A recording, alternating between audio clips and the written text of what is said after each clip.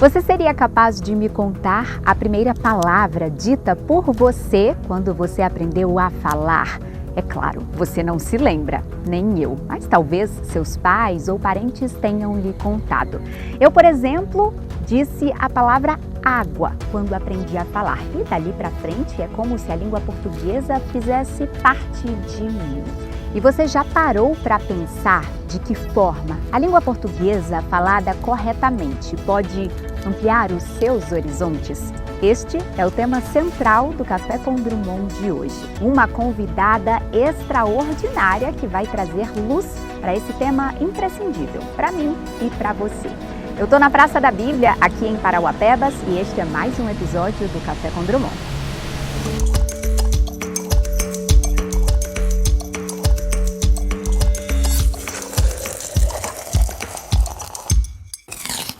E se eu te perguntasse, você se garante em sua língua materna? Talvez a sua resposta seja, mas é claro, Isis, afinal, aprendi a falar há muito tempo. Mas eu tô aqui para te dizer que talvez não. Afinal, são muitos os detalhes da língua portuguesa que podem te surpreender. Estudar é preciso e ter aquelas pessoas referências em nossa vida é fundamental.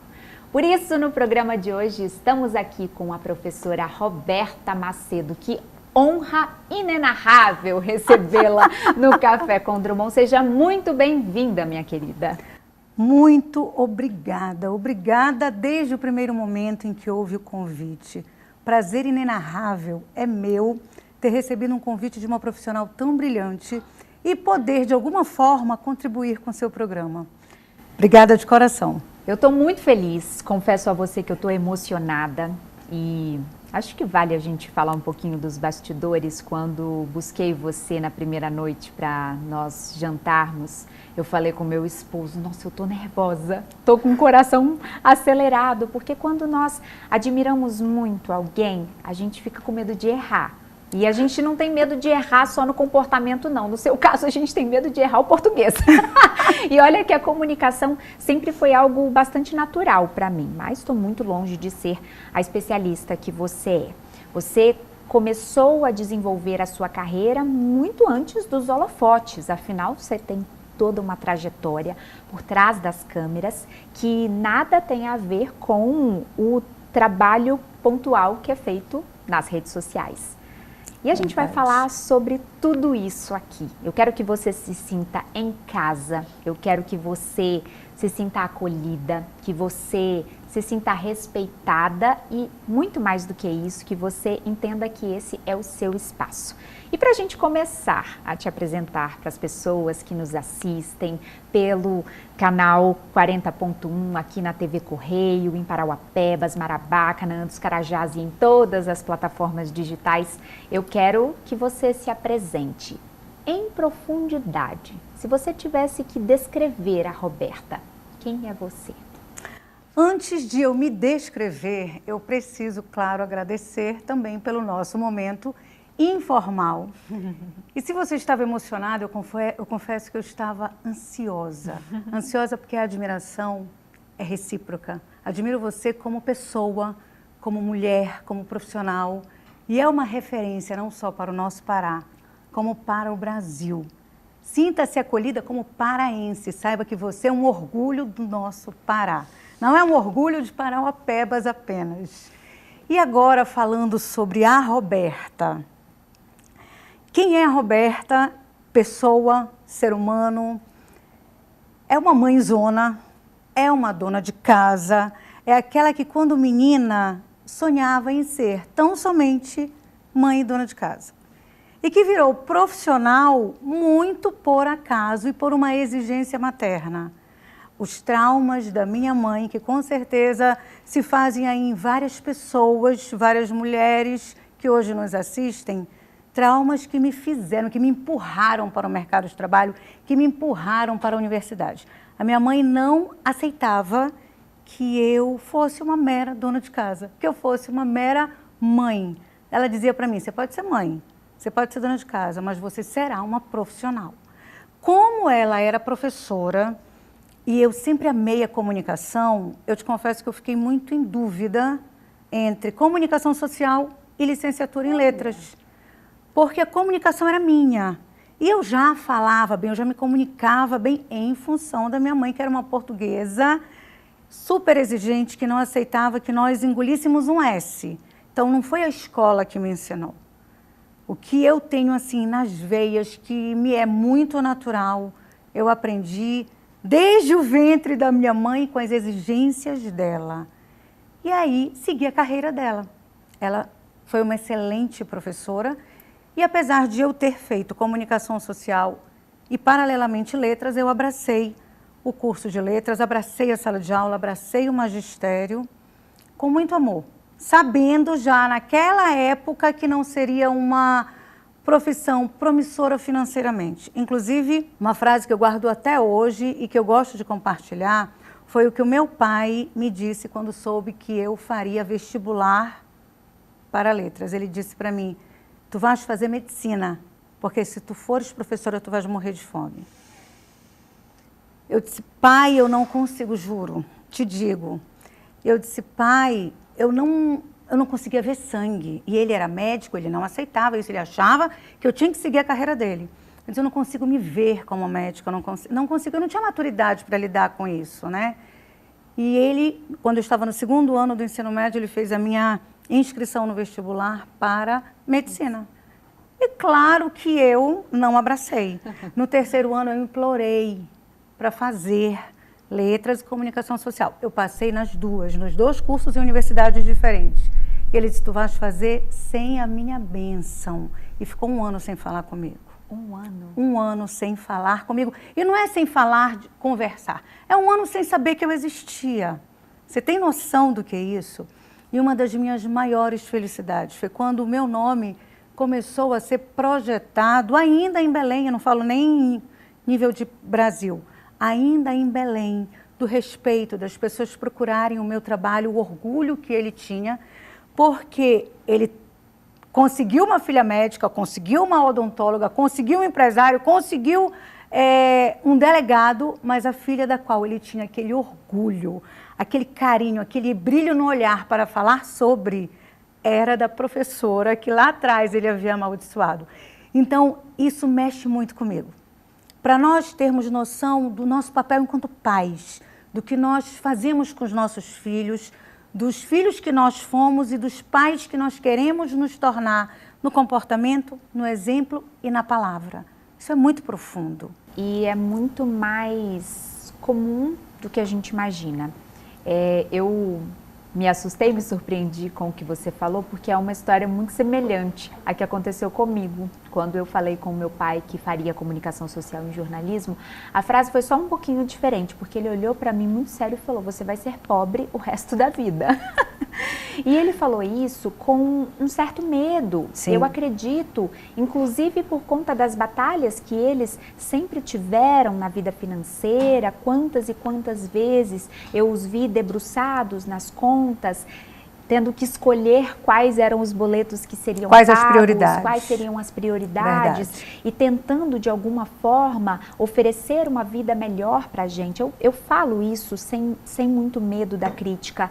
Eu fui uma criança muito privilegiada nesse aspecto, eu fui uma adolescente privilegiada, eu não passei grandes dificuldades, eu não tenho uma história muito triste para contar para você, para dizer: nossa, olha, eu passei fome e até os ovos eram contados dentro de casa. Não, muito pelo contrário, mas eu sei que isso dependeu de um trabalho muito árduo da parte deles, do meu pai e da minha mãe, trabalhadores que inclusive trabalham muito até hoje para manterem um estilo de vida, um padrão mínimo que os permita viver.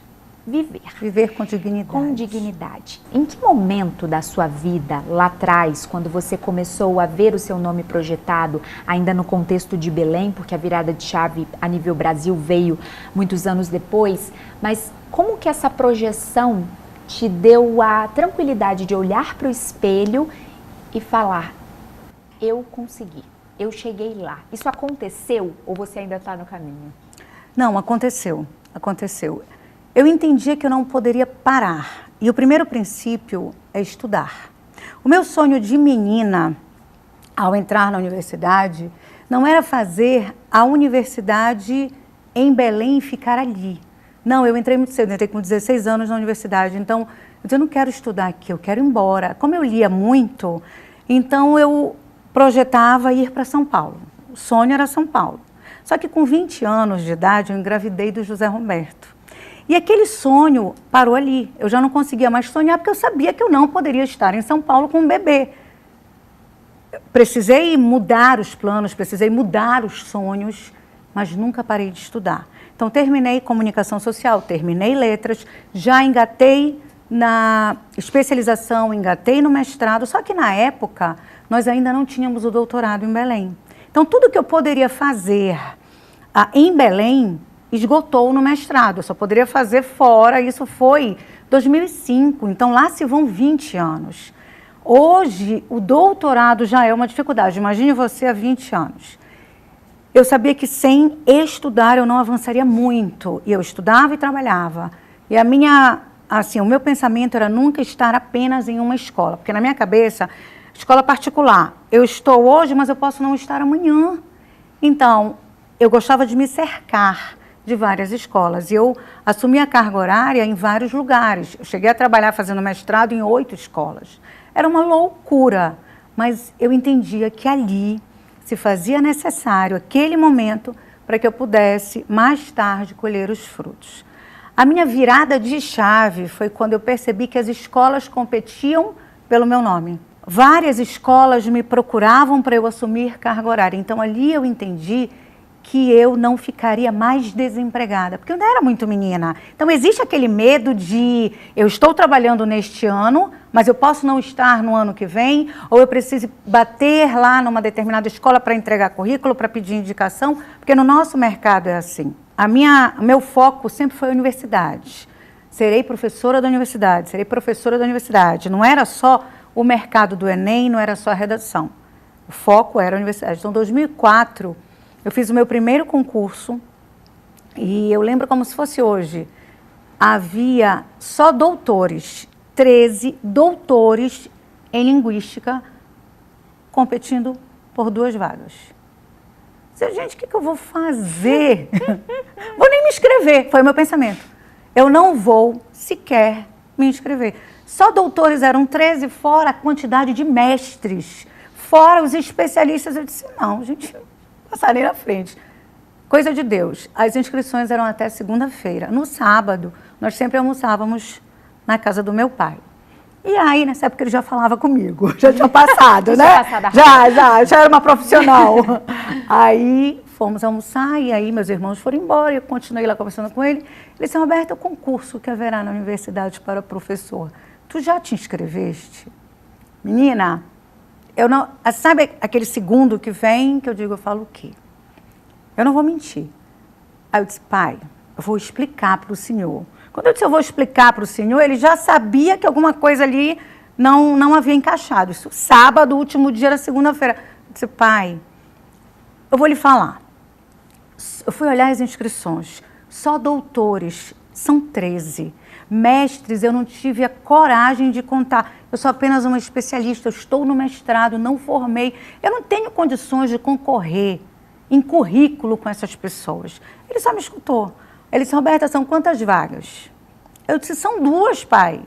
Ele disse, pois é, pelas tuas contas, só de doutores 11 ficarão de fora, se 2 passarem. Quantos mestres são? Eu disse, eu não sei, pai, que eu nem contei. Ele disse, pois é, todos que tu não contaste também ficarão de fora se nenhum mestre passar. Então, minha filha, se é para não passar, uma galera aí, com todos esses currículos que tu estás falando, essa galera vai ficar de fora. Minha filha, você não pode dizer que não vai conseguir se você não tentar. Você tem que passar pelo processo, atravessar o caminho para chegar do outro lado e entender, eu passei por isso ou eu não passei por isso, para que essa sua experiência vá ajudá-la no próximo momento, se esse não for o concurso da sua vida. Mas eu não aceito que tu digas que tu não vais fazer. Roberta, tu tens que pensar assim, são 2 vagas. Uma é tua. A outra é de quem quiser brigar para lá. Segunda-feira eu vou te ligar. Se tu não fores, eu vou contigo. mas tu vais te inscrever. Menina, eu saí de lá, assim, era uma mistura de medo. Olha, eu chorei tanto nesse fim de semana que até hoje eu me lembro, eu me emociono. No sorteio do tema da prova escrita, todos reunidos, saiu o sorteio, você tem 24 horas para estudar, para fazer sua prova. Eu só via doutor se olhando, prova no dia seguinte, fui fazer a prova. Amei o tema, era um dos temas que eu ministrava, assim como ninguém. Amei, vibrei, saí de lá, fui pegar livro para fundamentar a teoria, pronto. Vários temas e mais aquele sorteado. E eu, e cadê os doutores? Uma galera já não foi. Não foi nem fazer a prova. Digo, coisa de Deus. E aí eu pegando força. Acabou a prova escrita, sorteio do tema da prova oral. Sai o tema da prova oral. A gente tem 24 horas para apresentar a nossa aula. Quando saiu o sorteio do tema, eu digo, não é possível, gente, eu amo esse tema. Saí de lá assim, olha, eu nem pisava o chão, agradecendo, louvando a Deus. Eu digo, é de Deus, eu tenho que fazer. Menina, eu fui fazer minha prova um dia de chuva em Belém. Cheguei lá no básico, na Universidade Federal. Cadê? Era por ordem de chamada, né, dos nomes. Fulano, o primeiro a ser chamado já não estava, o segundo já não estava, o terceiro já não estava. Eu era a quarta. Falaram meu nome, professora, eu digo, estou aqui, pode entrar. Ou seja, eu era a quarta, foi a primeira. Ou seja, o que Deus quiser, e é agora. Eu te digo, Isis, não fui eu que dei aquela aula. Não fui eu, tenho convicção até hoje. Era uma banca com 3 doutores, que eu nunca tinha visto na vida. Eu lembro como se fosse hoje a fala do professor Nepomuceno, eu nunca me esqueci dele. Ele disse, eu nunca assisti a uma aula como a sua. Professora, permita-me dizer, a senhora é fenomenal. Eu disse, meu Deus, eu saí de lá chorando. Eu tinha certeza ali, de que eu tinha passado. Menina, eu fui embora, o resultado sairia 2 dias depois. Fui embora, eu digo, não vou falar nada. Dormir, não vou. Dorme 2 dias sem fazer nada. Exatamente. 2 dias sem fazer nada. Saiu o resultado, vim ver o resultado. Ah, professora, já saiu. Menina, eu tremia, que eu não tinha condições de andar. Eu tremia. E aí os outros professores, né, lá fora. Aí eu entrei. Menina, entrei, quando eu olhei. Aí uma colega minha, a Rai, lembra como se fosse hoje, já veio rindo. Roberta, tu já viu o resultado? Eu disse, não, menina, eu entrei para isso. Ela já veio me abraçando. Menina, quando ela veio me abraçando, aí eu disse, o que foi? Ela disse, tu passaste? Menina, eu chorava que nem uma criança. Eu ajoelhei ali mesmo naquela sala. Agradeci a Deus assim como se fosse uma criança. Eu digo, cara, cadê os doutores? Cadê os mestres? Ali eu aprendi que o outro não era a minha concorrência. Que eu era a minha concorrência. Que eu concorria comigo no momento em que eu desistia. No momento em que eu não acreditava em mim. Você sabe? É muito profundo você não acreditar em si. Porque quando você não acredita, ninguém vai acreditar. Muitas pessoas me perguntam, Roberta, por que tu és tão segura? Eu te acho tão segura. Tu passas uma imagem de força, de segurança. E eu respondo isso, digo, se eu não acreditar em mim, de fato ninguém vai acreditar. E foi a lição que eu tomei daí, 2004, lá se vão 21 anos. E de lá para cá, aquela Roberta, menina, insegura, sabe? Que acreditava que poderia ser do outro, mas nunca dela, porque acreditava que a concorrência estava no outro, foi uma virada de chave para competência, para capacidade, para acreditar que quando nós fazemos a nossa parte, quando nós fazemos o nosso papel, não há como não dar certo. O que a Roberta mãe hoje faz para que os seus filhos tenham essa mesma oportunidade? E mais do que isso, nós sabemos que o papel do professor, principalmente no Brasil, que não valoriza, que não entrega, que não proporciona um espaço digno como deveria, muitas vezes o professor também cumpre esse papel materno e paterno. Não era para ser de praxe, mas acontece. É verdade. Como você faz e trabalha para que essas pessoas que são tocadas por você, essas pessoas que você inspira, que você ensina, que você doutrina de alguma forma, para que essas pessoas tenham essa mesma coragem, essa mesma autoestima, essa mesma vontade vontade de fazer a diferença para elas mesmas e para o mundo? Eu vou começar pela sala de aula porque também me emociona demais. Como professora, eu nunca fui uma mera professora. Não estava em sala de aula somente pela língua portuguesa ou pela redação. A maternidade sempre me foi muito apurada. E eu não posso esquecer que muito tem a Roberta do passado que sonhava em estudar em São Paulo. Aquele sonho que se frustrou, eu lancei para os meus filhos e para os meus alunos. Então sempre fui muito forte em sala de aula e uma voz muito forte para estimulá-los a sair de Belém. Estudem fora, vão embora. Se tu tens medicina no Pará, mas tu passaste medicina no Paraná, compara as duas e vai fazer na melhor. Quantos pais sentaram à minha frente, na minha sala, para dizer, professora, eu quero ouvir da senhora, por que a senhora diz que o meu filho precisa ir embora, ou tem que ir embora, ou ele pode ir embora? Por quê? Eu disse, pela capacidade dele, pelo sonho dele. Se existe em Brasília uma universidade melhor que a nossa, se existe no Paraná, se existe no Rio Grande do Sul, se ele passou lá, por que nós vamos podar esse talento? Deixa aí. Nós não criamos filhos para nós devemos instruir, educar, orientar. Deixe ir. Professora, a senhora acredita nisso? A senhora acha? Eu digo, eu tenho certeza. É importante você entender e respeitar o não do outro. A Juliana, quando estava no 2º ano de medicina, ela se perdeu. Assim, no sentido de eu não sei se é isso que eu quero fazer. Ao mesmo tempo que eu não tenho coragem de dizer para minha mãe. E aí, sabes o que ela fez? Ela simplesmente fez um semestre inteiro sem fazer. Ela não tinha frequência, ela não tinha nota. Quando eu fui matricular para o outro semestre, matricular a Juliana, a Giovana na época fazia psicologia, aí a secretária disse, a senhora vai matricular as mesmas matérias? Eu disse, como assim? Eu estava em pé. Eu disse, como assim? Ela disse, não, porque a sua filha, ela não foi aprovada. Eu disse, como não foi aprovada? Eu não estou sabendo de nada. Eu disse, como não foi aprovada? A Giovana, mãe, calma.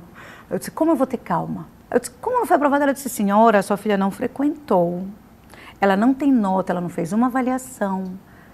Ela reprovou por falta e por avaliação. Eu disse, como a Juliana me fez pagar um semestre inteiro, como vocês não me avisaram que ela não estava frequentando. Senhora, desculpe, mas ela é uma adulta e nós não sabíamos dessa relação. A Juliana não estava, esperei a Juliana, tranquei essa menina no quarto, eu disse, tu vais me explicar. Porque isso aqui eu não aceito. Meu dinheiro não dá em árvore, isso aqui é o desrespeito. Juliana, nunca mais tu contas com um centavo meu para pagar um curso como esse para tu não valorizares. Menina chorou que nem um bebê. Disse, mãe, eu tentei lhe avisar de todas as formas, mas eu não consegui. Eu lhe peço perdão, de alguma forma eu lhe pago lá na frente, mas eu não me achei.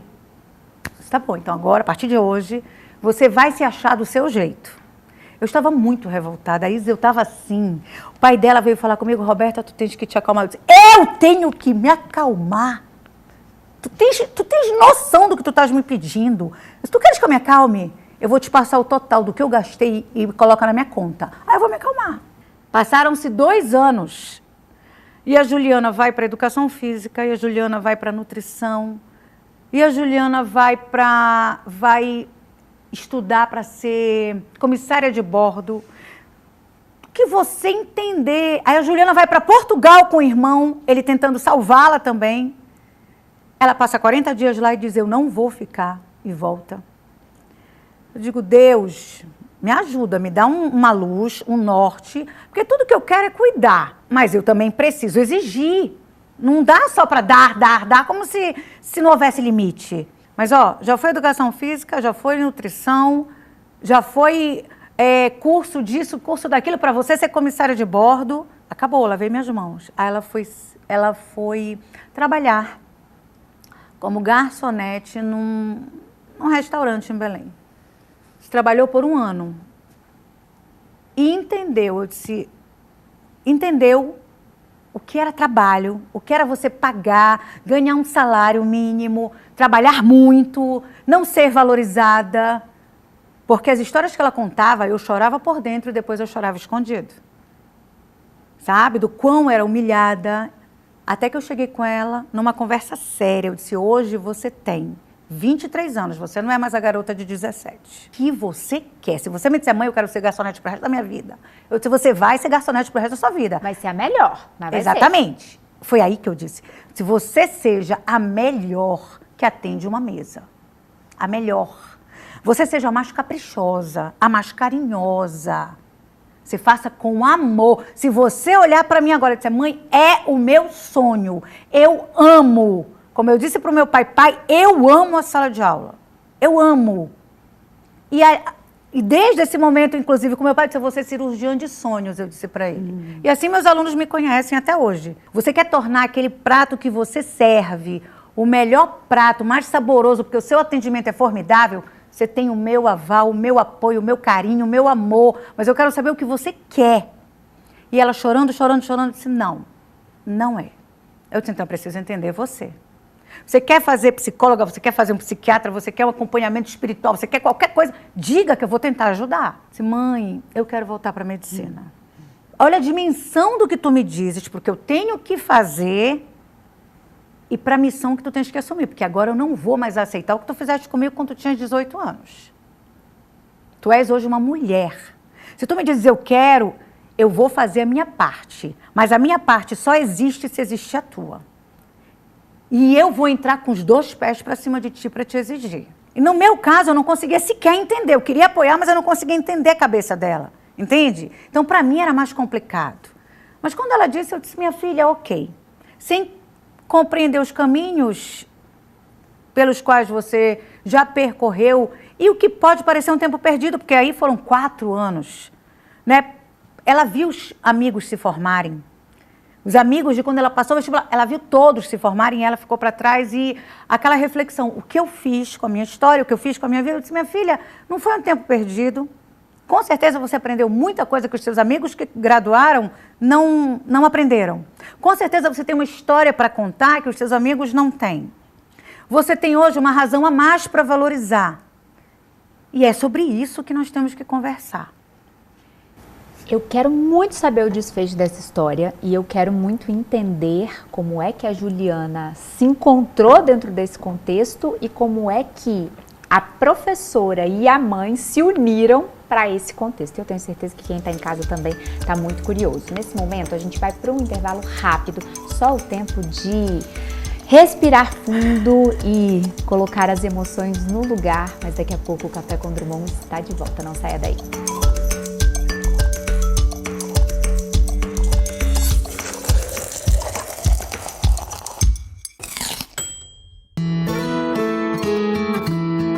Desde menino aprendi com minha avó que a verdadeira casa não é feita de tijolo. Ela dá para carregar dentro do peito, onde quer que eu vá. E nessa casa cabe tudo que nos faz ser quem somos e que ninguém pode nos tirar a nossa essência. Mesmo que visite outras casas, não esqueça sua origem. Seja onde estiver, lembre suas raízes e terá sempre sua casa com você. E você? O que tem na sua casa que faz toda a diferença? Café Santa Clara. Café para fazer a diferença.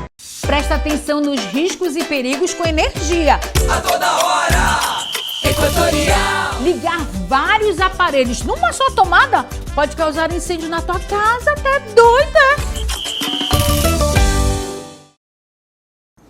Eu sei que você está amando esse papo com a Roberta Macedo e eu quero te mostrar a segunda parte da conversa, mas antes disso tem uma pausa para o café. Chegou a hora do nosso Café Santa Clara. Eu e o Café Santa Clara temos uma longa história juntos e eles não poderiam deixar de estar presentes aqui neste programa especial num lindo sábado. Obrigada pela parceria, meu café. Há mais de 60 anos, o Café Santa Clara está presente em nossas casas, com cafés para todos os gostos. Tem cafés tradicionais, cafés especiais, cafés em cápsulas, cafés solúveis, cappuccino. Nossa, é tanta coisa! Olha esse cheirinho. Uma pena que não dá para transmitir pela TV e pelo smartphone. Mas deixa eu pegar aqui o meu cafezinho coado especial. É muita tradição e qualidade, especialmente para a sua família. Café Santa Clara. A diferença é clara.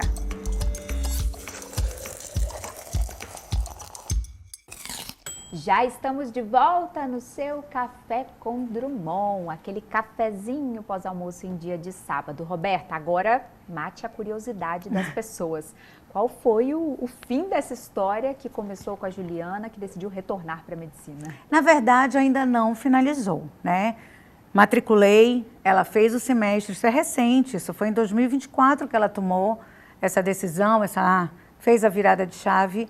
Então, no último semestre de 2024, nós matriculamos para que ela fizesse, entrasse, voltasse para a medicina, se readaptasse, porque ela passou 2 anos fora, na verdade um pouco mais de 2 anos, e graças a Deus passou em todas as disciplinas. Fiquei tranquila quando foi agora para 2025, matriculada novamente, indo para a aula regularmente, estudando, mas eu sempre em cima, porque eu fiquei tão traumatizada, sabe, em chegar à secretaria para matricular e a mulher lá me dá aquela notícia que eu digo, não, agora eu preciso marcar em cima. E mesmo morando em outro estado, eu não abro mão de falar com os meus filhos todos os dias por vídeo. Eu digo, eu quero ver vocês. Então ela vai para a faculdade, no caminho ela já vai falando comigo no celular, já é vídeo conversando de como é que está o teu dia, até que horas tu tens aula, eu quero tudo. Minha filha está lá na faculdade, saiu, quero falar contigo, quero saber de prova, de trabalho, de tudo, como se fosse uma criança no ensino fundamental. Mas é a rede de apoio que não é você pagar, é você saber como está, quais são as dificuldades, como é que eu consigo continuar te ajudando, continuar te apoiando, para que tu não me decepciones também. E é como eu digo para ela, minha filha, quando acabar o curso, você me olhar e disser, mãe, não quero ser médica. Eu digo, tudo bem, pega o teu diploma e guarda.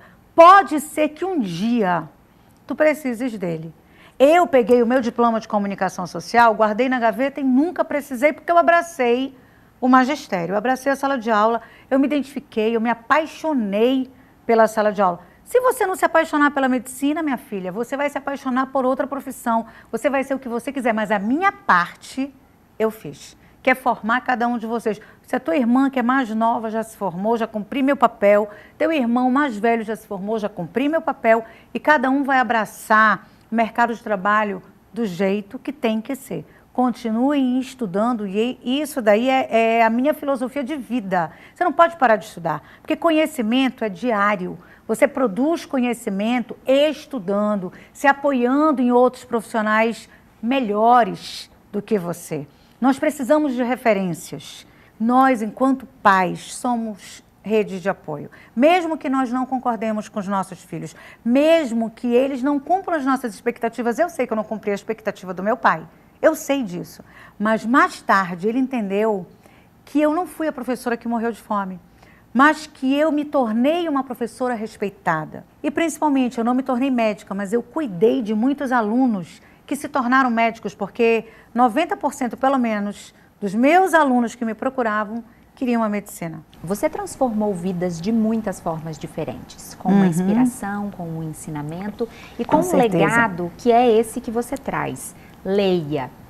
É a minha frase clássica, leia até bula de remédio, porque tudo vai te trazer um ensinamento. Nunca é demais. Eu me lembro que na época da escola, eu muito encantada pela leitura, fui ler pela primeira vez O Menino do Pijama Listrado, que é uma obra, um romance clássico da época da Segunda Guerra Mundial, um livro muito triste. E eu me lembro que foi nesse livro que eu descobri o significado da palavra senho. Eu nunca tinha lido senho em outro lugar. E eu falei, senho? Que raio de senho? E aí fui pesquisar na internet, olha, é a testa franzida, né? Aquele semblante assim, mais fechado. Eu falei, olha, que bonito.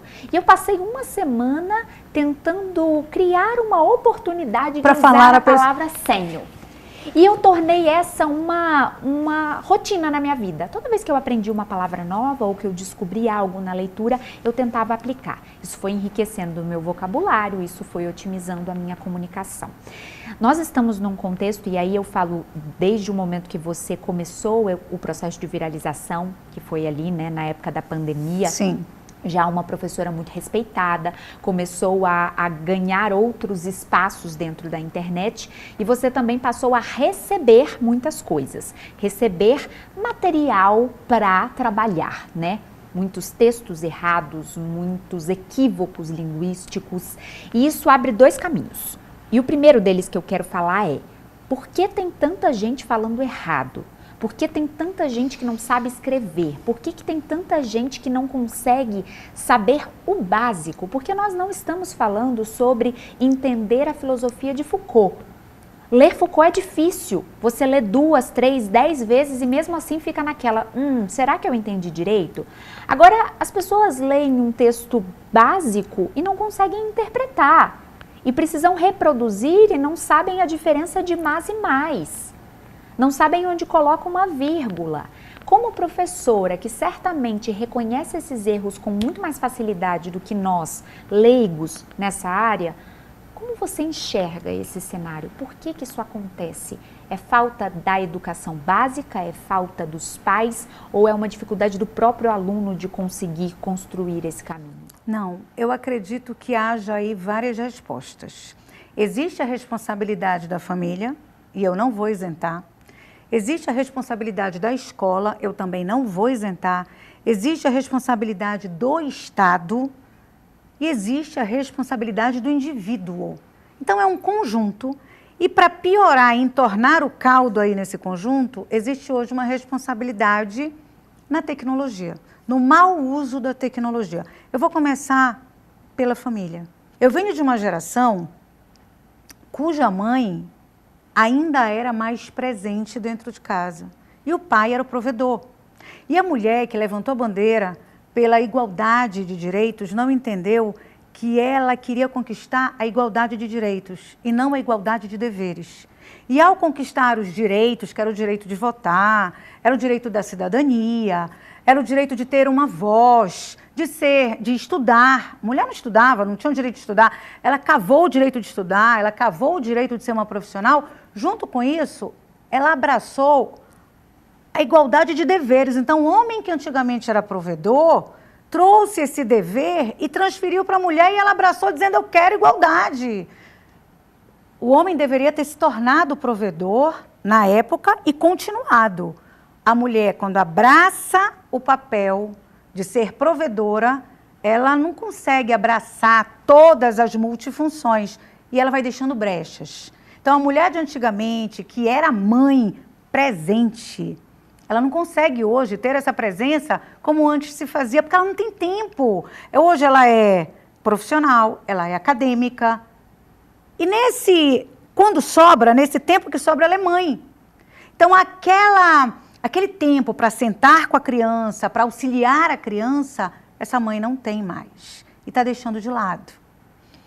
A escola, por sua vez, não tem professores respeitados que estejam numa sala de aula para atender 20 alunos, mas professores que estão numa sala de aula para atender 50, 70, 80 alunos. É impossível. Humanamente é impossível, academicamente é impossível e profissionalmente é impossível. Não há uma rede de apoio para esse professor. Para melhorar o quadro, nós temos hoje uma lei que diz, temos que incluir todas as pessoas diferentes. Eu não acho nada ruim, eu não acho errado. Eu só acho que a escola não está preparada para abraçar a criança autista se ela não tiver um profissional em sala de aula. Para abraçar a criança sindrômica se ela não tiver uma profissional que entenda. Para abraçar uma criança que é surda se ela não tiver uma profissional em sala de aula.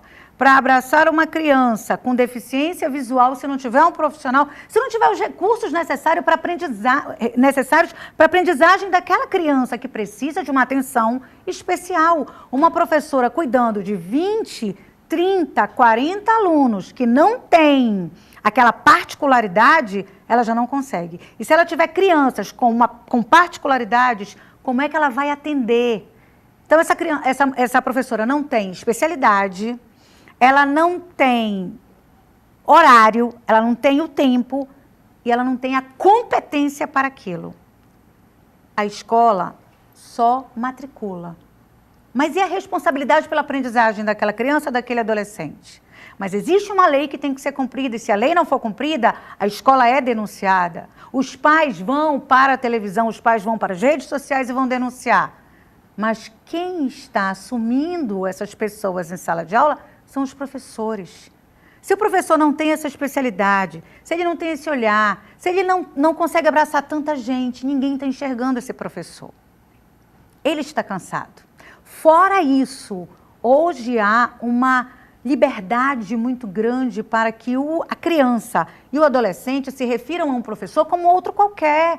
E há uma violência verbal, há uma violência física, há uma violência psicológica, cuja pesquisa você pode procurar. Mais de 50% dos professores concursados que deveriam estar numa sala de aula estão em departamentos de administração, porque eles não têm psicológico para assumir a sala de aula, porque eles não aguentam mais a sala de aula, pelo que ela se tornou. Para piorar, nós temos uma lei que diz: não se reprova mais. O aluno não pode mais ficar retido. Se você, aluno, criança, aprendeu, ou se você não aprendeu, você não pode mais ficar retido. O professor tem que aprovar esse aluno. E se o professor não aprovar, se ele meter o pé, dizer, não tem condições, ele não lê, ele não soma, ele não escreve, ele não tem como avançar para a série posterior, a direção vai aprovar essa criança. Então, como nós podemos formar crianças, adolescentes, leitores, escritores, críticos da sua realidade social, se nós não temos a própria escola e o próprio Estado que amparem essa realidade? Porque o interesse do Estado é dizer, estão sendo aprovados. E nós temos uma porcentagem que diz que não há mais analfabetos no Brasil. Não há mais analfabetos porque aquele menino está sendo aprovado e os analfabetos funcionais que nós temos hoje. Por isso que só cresce. Por isso que nós temos adultos que não sabem ler um texto básico. Porque lá atrás, quando eles deveriam ter aprendido a ler, e eu não estou falando de leitura de palavras, eu estou falando de leituras de ideias, de você ler e entender o que está escrito ali. Porque ler palavra, juntar sílaba, eu não falo sobre isso. Eu falo sobre você juntou a sílaba, você formou a palavra e você juntou essa palavra. O que está escrito aqui? Não sei. Qual é a ideia principal deste parágrafo? Só deste parágrafo? Não sei. Não sei. Eu não consigo entender. Eu não estou falando de uma conta difícil de se fazer. Mas quanto é 7 vezes 7? Ai, não sei. Conta na mão, não sabe. Não sabe, mesmo contando na mão, ele dá a resposta errada. E eu não estou falando da criança, eu já estou falando do adulto. Porque lá atrás, ele não foi cobrado. Porque lá atrás, quando ele não poderia ser aprovado, ele deveria ter sido retido, porque ele não aprendeu, porque ele não teve condições de aprender, seja lá por quaisquer dificuldades, ele não foi retido e ele foi, aprovado só para constar na porcentagem da quebra do analfabetismo. Só que essa porcentagem que não foi ajudada lá atrás, hoje é prejudicada na vida adulta, quando o adulto se diz alfabetizado, mas ele não sabe o básico do básico. E você vê profissionais, jornalistas escrevendo errado, jornalistas falando errado, e você lê advogados falando absurdos, e você diz como se formou. Aí você vai entender também, porque junto com o analfabetismo funcional, nós ainda temos uma proliferação de faculdades particulares. Hoje, só não faz uma faculdade quem não pode pagar R$50. Porque quem puder pagar R$50 vai fazer o curso online, à distância e vai se formar. Porque nós temos hoje uma proliferação de faculdades, muitas vezes sem qualquer exigência. Eu apelido essas instituições de unisquinas. Tem muitas unisquinas espalhadas pelo Brasil. Exatamente. E é claro, a gente quer que todos tenham acesso à educação superior, a gente quer que as pessoas tenham novas possibilidades, mas chega um determinado momento onde você tem engenheiros com formação que não conseguem fazer uma conta básica de dividir. A Isis, que é jornalista, ter dificuldade de fazer uma função ou de resolver uma equação de segundo grau é uma coisa, porque eu me especializei em escrever textos. Eu sei contar histórias. Tu fizeste eu me lembrar de uma caixinha que eu abri, que eu respondi ontem quando o meu seguidor perguntou se eu dominava a matemática. Eu disse que eu dominava somar e multiplicar. E é disso que eu preciso para a vida. Eu preciso somar e multiplicar para a vida. Eu não preciso da fórmula de Bhaskara. Exatamente. Eu não preciso. Eu Exatamente. não preciso disso, e eu entendo. Mas nós E temos que graças a ser Deus- bons naquilo que nós abraçamos. E graças a Deus que eu tenho por perto pessoas que dominam essa área e a gente vai fazendo essa troca. Agora, Roberta, na rede social, e aí foi nesse momento que você começou a virar realmente uma grande referência nas plataformas digitais, você passou a corrigir pessoas e espaços públicos, outdoors, cardápios. Isso, obviamente, gerou uma legião de fãs, de pessoas que gostam e querem ver essa leveza com que você traz, mas também traz os haters, né? Aquelas pessoas Sim. que falam, nossa, mas o que você está fazendo é um grande preconceito linguístico. E eu sempre tive a ideia de que o preconceito linguístico está relacionado diretamente com a minha capacidade de interpretar as oportunidades que aquela pessoa teve de aprender ou não. Então, falar para uma pessoa que não teve acesso à educação básica, para uma pessoa que é analfabeta por limitações de oportunidades, que ela fala Exatamente. errado, beira o absurdo. É triste. Claro. É uma covardia. É uma covardia. É uma covardia. É uma covardia.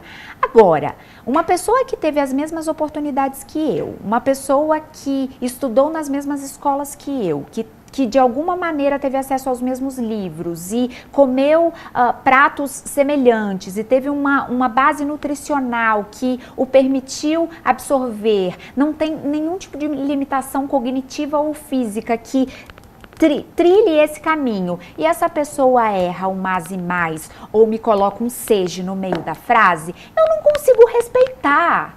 E eu entendo a sua indignação, porque não é sobre você dizer que o outro é inferior a você. A gente está falando da nossa língua materna. Eu entendo que saber a regra da crase pode não ser tão simples para quem não vivencia a gramática, vivencia a língua portuguesa na essência. Mas dá para a gente saber o básico. Dá para a gente tentar entender como é que se escreve um texto minimamente plausível para você trocar e-mails. Aí nós temos uma nova briga também. Por quê? Porque, de fato, a nossa língua, ela não é respeitada.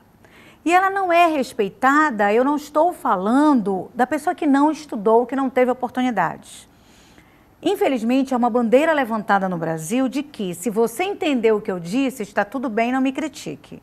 A minha mensagem foi transmitida, você compreendeu? Pronto, não interessa como eu escrevi, não interessa como eu disse, não interessam os desvios gramaticais. E nessa mesma bandeira existe a filosofia da imposição da norma culta. Só que não é assim que acontece. Infelizmente, nem para interpretar a sociolinguística, interpretar Marcos Bânio, como tantas vezes já me perguntaram, Roberta, tu nunca leste Marcos Bânio? Digo, já li, eu acho que vocês que não leram e não souberam interpretar, gente. A capa do livro de Marcos Bânio é o preconceito linguístico, lá. E a capa, a imagem é o quê?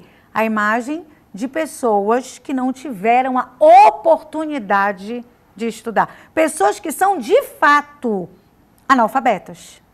Pessoas que não passaram pelo processo da escolaridade. Então, você não estudou, você não teve a oportunidade social, acadêmica, eu seria muito covarde, eu seria desonesta, eu seria cruel se, ao conversar comigo, eu corrigisse. Não é justo. Você não tem a obrigação de saber porque você não estudou. Agora, aquele que passou pelo ensino fundamental, passou pelo ensino médio, muitas vezes passou pela graduação, pela pós-graduação e fere o básico da língua portuguesa, eu não tenho como aceitar. Eu corrijo o outdoor, eu corrijo o cardápio, nos restaurantes classe A, você não vai me ver corrigindo um cardápio lá no Ver o Peso. Você não vai me ver, porque eu entendo que aquele trabalhador sacrificado ali, ele tem o pão de cada dia e muitas vezes não estudou. Mas aquele restaurante classe A na Estação das Docas, eu vou continuar corrigindo.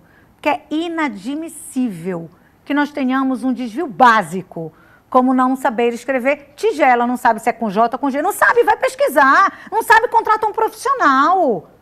Entende? Mas não aceita você ferir a nossa língua e desmerecê-la.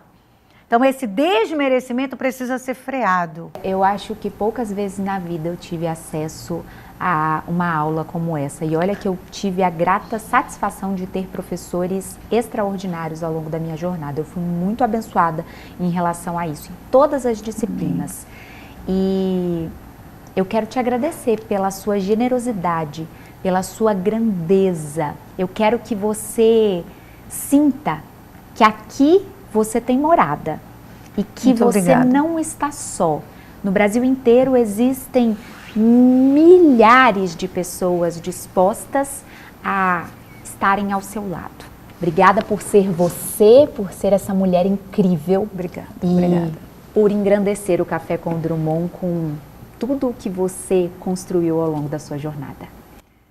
Eu, honestamente, estou emocionada pelas suas palavras, pela grandeza dos seus elogios, pelo seu olhar, a maneira como você me olha, como você me enxerga e como você capta o que eu disse, abrindo meu coração, abrindo minha mente, abrindo minha história, minhas experiências, e que de alguma forma o meu compartilhar de experiências possa preencher um espaço em você e um espaço também naqueles que tiverem a oportunidade de nos escutar. Obrigada pela oportunidade do convite. É de fato uma honra, um prazer estar no Café com Drummond.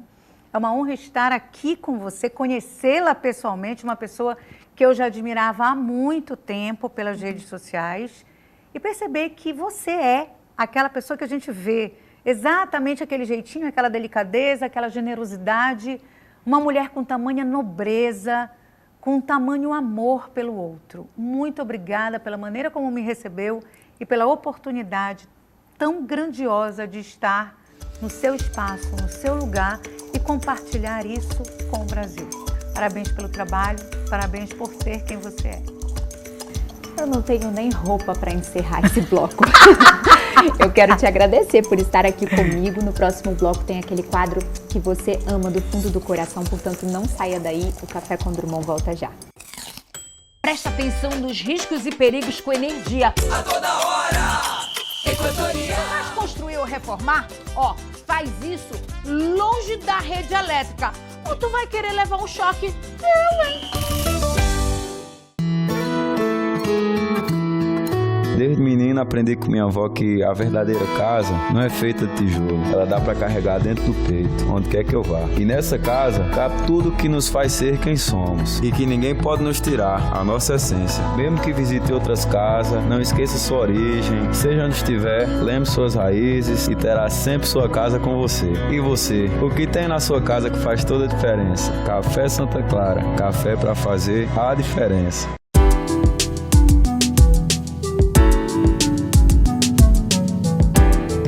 Já estamos de volta com o seu Café com Drummond e você já está pegando o ritmo, sabe que agora neste bloco nós temos o quadro Energia para Crescer. Portanto, esteja preparado para anotar a dica, o insight prático e o conselho do Energia para Crescer de hoje. Esperança, esperança frente à dificuldad, esperança frente à incertidumbre, la audacia de la esperança. En definitiva, esse é o maior regalo que Deus pode darnos. Creer que nos espera um futuro melhor. Muito boa tarde, eu sou Oscar Negrão, sou engenheiro civil, gerente de projetos, tenho tido a oportunidade de trabalhar nos últimos 40 anos, especialmente em obras de infraestrutura, no Brasil, na América Latina, incluindo o México, onde morei alguns anos, na República Dominicana, e nas minhas aventuras ao longo das obras e dos locais que eu morei, sempre tive como muito boa companhia um grande amigo, o livro. Os livros são muito importantes, que eles nos preenchem um lado importante da vida, que é a nossa necessidade de reflexionar, a nossa necessidade de conhecer sempre um pouco mais, entender por que nós estamos aqui, por que é importante a gente sempre pensar no desenvolvimento, o desenvolvimento intelectual. Eu não leio para saber mais do que ninguém, eu leio pelo prazer da leitura. Não importa se eu pego um livro para ler e se ele é maior ou menor, ele tem mais ou menos páginas. Eu posso pegar um livro como esse de Quintergrass, O Menino do Tambor, é um dos melhores livros que eu li na minha vida. Poxa, mas ele é um livro de quase 1000 páginas, 800 e tantas páginas. Quando você tem um livro muito grande, você vai lendo de uma por uma, e quando você vê, você está tão empolgado com a história, tão ansioso para saber o que vai se passar, que você não percebe o tamanho do livro, não importa o tamanho do livro. É como num filme bom, não importa a duração. Eu escuto muitas vezes as pessoas falarem que na minha juventude eu lia muito, mas eu perdi este hábito e agora eu não consigo mais. Eu não tenho tempo, a vida não me permite, eu estou sempre correndo. Se você tinha esse hábito, recupere. Se você não tinha, adquira. Porque você pode adquirir o hábito da leitura como você pode aprender a jogar xadrez aos 60 anos. Você pode aprender mandarim aos 75 anos. Nossa capacidade intelectual não está limitada pela nossa idade. Pelo contrário, a maturidade nos traz uma percepção muito melhor das histórias que a gente lê, ou das histórias que a gente ouve. Inclusive, reler livros que relemos no passado é muito agradável, porque ainda que o livro continue o mesmo, nós mudamos. A nossa forma de entender o mundo mudou. Nossas experiências são outras. O livro nos traz uma energia vital importante. Lendo, certa vez, em casa, a minha filha, que devia ter uns 8 anos na época, falou assim: nossa, pai, você fica rindo quando você lê? Certamente eu estava lendo uma passagem interessante ou agradável que me fez sorrir enquanto lia. E isso chamou a atenção da minha filha. E eu expliquei para ela que o livro nos traz essa emoção. Eu lembro quando eu terminei de ler O Menino do Pijama Listrado, eu estava sentado numa poltrona de avião no corredor e eu chorei. Porque foi um livro que me tocou profundamente. O livro tem essa capacidade de exercitar a nossa capacidade intelectual, de mexer com as nossas emoções. Se você tem na sua casa 3 ambientes, sala, quarto e banheiro, deixe um livro em cada um dos ambientes. E você vai ver o prazer que é fazer, inclusive, leitura simultânea. Eu não estou sugerindo que ninguém deva começar lendo 3 livros ao mesmo tempo. O que eu estou sugerindo é que você tenha sempre livros à mão. Eu estou gravando esta fala tendo como pano de fundo uma pequena biblioteca, que nada mais é do que um presente que eu me dei quando eu fiz 60 anos, em plena pandemia. Eu não podia sair para comemorar e eu tive uma ideia que me encantou e eu pus em prática, que foi, eu me dei de presente de 60 anos uma estante para os meus livros. Eu não coloco nessa estante livros técnicos, eu coloco livros, especialmente os que me dão prazer, desde poesias, biografias, romances, guias de viagem, arte. Então eu sempre tive por hábito dar livros de presente. E sempre gostei de receber livros de presente. Se você perguntar para mim, o que eu dou de presente pro fulano? Eu vou ter um bom livro. Ah, mas eu não sei do que ele gosta. Tem livros que servem para todos os gostos. Eu costumo dizer que eu casei por causa dos livros. Quando namorado, eu comprava livros e dava de presente para minha namorada, que é minha esposa até hoje. E eu fui dando tantos livros para ela que depois eu só tinha uma solução. Eu tinha que casar com ela para poder ganhar meus livros de volta, para poder ler ou reler. Então fica a dica, energize a sua vida com boas leituras. Tenha em conta que não existe livro ruim que não traga algo de bom. Tenha muitos livros sempre ao seu redor, presenteie livros, peça livros de presente. A leitura nos propicia uma viagem em diferentes lugares, em diferentes momentos, em diferentes histórias, tá? Entrando em mundos que a gente nem imagina. Procure ler, por mais simples que seja o livro, procure ler como um hábito. Deixe de usar o seu celular por 30 minutos ao dia e use 30 minutos para a leitura. Você vai ver que vai fazer uma diferença enorme na sua vida. Com bons livros, seremos melhores pessoas. Sendo melhores pessoas, o mundo será melhor. Tá bom? Muita energia para vocês. Como é bom absorver conteúdo daqueles que não têm medo de compartilhar o aprendizado. E olha, é claro que o quadro Energia para Crescer e também o Café com Drummond só são possíveis por conta de uma parceria incrível com a Equatorial. E a toda hora, a Equatorial orienta sobre os riscos e perigos da rede elétrica. Por exemplo, o uso exagerado do chamado T ou Benjamin e ainda daquelas extensões em geral é muito perigoso. Coloca em risco a vida da sua família e também a sua vida. Esse hábito pode causar sobrecargas elétricas e até chegar a causar acidentes graves ou incêndios. Você precisa de mais tomadas? Chame um eletricista qualificado. Equatorial, por você hoje, pelo futuro, todo dia. A toda hora, Equatorial. Sabe, quando eu convidei a professora Roberta Macedo para o Café com Drummond, foi impossível não me lembrar dela, a Mafalda, que embalou muitos dos meus aprendizados com a língua portuguesa. Professoras como a tia Dalva ou, quem sabe, a Aurélia me colocaram o gosto pela leitura e pelo aprendizado da nossa língua materna. E hoje, por meio dessa entrevista, você pode aprender ainda mais. Essa é a essência do Café com Drummond. Muito conhecimento em doses cavalares de inspiração. e dedicação extrema, aquilo que nos faz ser essência. Portanto, no programa de hoje, eu quero que você, de alguma forma, tenha saído daqui transformado e queira, de fato, falar a nossa língua da melhor maneira que você puder. E eu já estou ansiosa pelo próximo sábado, às 13 horas, no nosso próximo Café com Drummond. Tchau, tchau!